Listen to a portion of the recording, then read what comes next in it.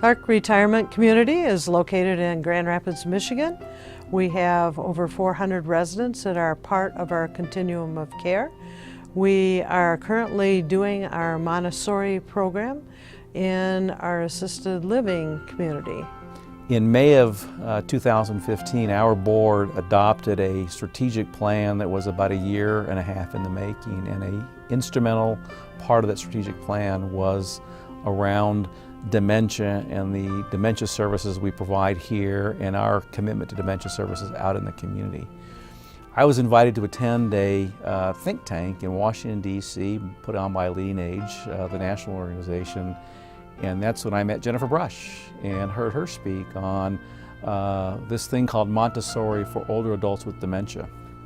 And I was intrigued, impressed, and wanted to know more about how that could interplay with our residents at Clark. And that resulted in a meeting with Jennifer coming to Grand Rapids, meeting with some of our staff, meeting with our team. And so today, as we look at Montessori at Clark, it's really a way of living, a way of bringing a different purpose for our residents and for our staff. Montessori for Aging and Dementia is a philosophy of life that focuses on creating an environment that supports and empowers older adults to be as independent as possible and to have a meaningful life, no matter what their age. It's a philosophy that's based on the work of Dr. Maria Montessori, who believed that education is not acquired by listening to words, but by experiencing one's environment. We've combined Dr. Montessori's knowledge of individuals' needs throughout their lifespan with what the current research says are best dementia care practices. The result is a physical, social, and organizational environment that lets people experience joyful engagement in life. Many of the materials that Dr. Montessori designed to use with children at different abilities can be used in an adult manner to help elders maintain or improve their concentration, their ability to sequence, their fine motor skills, which in turn can be used to help them function better at meals or have greater success with dressing, for example. So one of the things that we have implemented here at Clark with our Montessori program is the use of our green name badges. We have them for the staff, our volunteers, and our residents. And what this allows the residents to do is be able to call us by name. Another thing that I've noticed about the positive impact that Montessori has had with our residents is that it's created this sense of community between the residents. I'll set somebody up with an activity like our seashell matching, and another resident will come over because it's interesting, and they'll work on it together. What we've really noticed as well is the residents are becoming accustomed to helping, and that when they see us doing something, they'll ask us, well, what can I do to help you? You know, what can I do to help?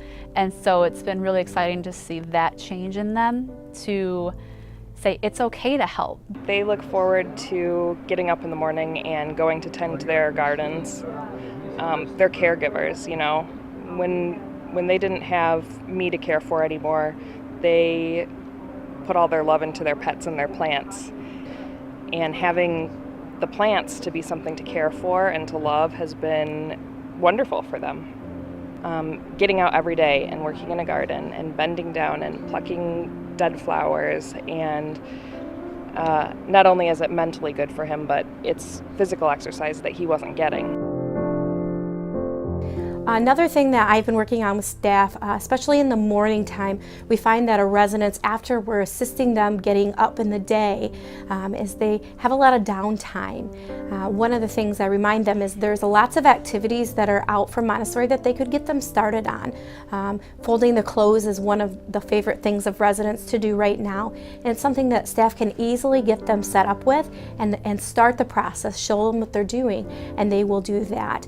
As we go through, the residents would be able to self-initiate those, but in the meantime, using that time to set up the Montessori and assist the residents is a good thing. You'll notice that our environment is visually organized. It has the appropriate level of stimulation, it's filled with a variety of interesting things to do, and it supports both individual and group programming. So one of the roles that we have our residents help with is setting the tables for supper, and this is something we've had to help them start in the beginning, and now we can help them to find the needed supplies, and they're able to then do it on their own and continue it through its completion. We have a resident passing out the salad, and she feels that she is doing 100% because when I knock on her door and say, "Can you help me?" she said, "Oh yes, I can help you. I really can help you." And when I walked her back to her room and told her thank you, she says, "You know what? I always happy to help you." She says, "I'll do it again tomorrow if you need me." And I said, "We always need you." So we've made changes to our physical environment by adding signs that act as cues for our residents to engage in different activities or help themselves to a snack that's around. We also have wayfinding cues such as posters or pictures of birds or fish. We also have changed their room signs to a picture of themselves, whether it be a current picture or an old photo from their wedding or when they were younger that they now identify with, to help them find their room a little easier. So Clark has had Jennifer Brush come and do a training for our staff that was very well attended. And as we move forward, we have videos that we're using to train our staff. Our staff are eager to learn more about the program. Certainly seeing hands-on things done in front of them is helping them understand what their role will be in it as well. They get very excited when I say you get to be with residents and you get to have fun with them and you get to find ways to interact with them beyond the things that normally an aide would do. We've named them care partners. I said you partner with them in their care, you partner with them in finding opportunities to have fun, but also for opportunities to have a role in life. This is a person-centered approach.